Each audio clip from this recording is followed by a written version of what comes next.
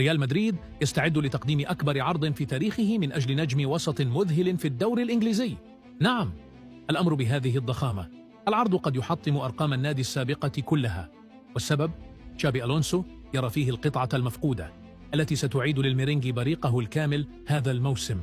نجم يتمتع بقوة بدنية هائلة، رؤية ثاقبة، وتحكم رائع بإيقاع المباراة، ويعتبر من بين أفضل 3 لاعبين في مركزه على مستوى العالم، إن لم يكن الأفضل على الإطلاق. الريال يؤمن أنه الرجل المناسب لبدء مرحلة جديدة بعد رحيل مودريتش واعتزال توني كروس، ولهذا السبب إدارة بيريز تجهز لعرض غير مسبوق. لكن هناك مشكلة ضخمة: الفريق الذي يملكه لا يريد خسارته بأي ثمن، والمدرب يراه غير قابل للمساس. إنه رودري، قلب وسط مانشستر سيتي، واللاعب الذي يعتمد عليه غوارديولا بكل شيء. لكن هل يرضى بيب بالتخلي عن قائده التكتيكي؟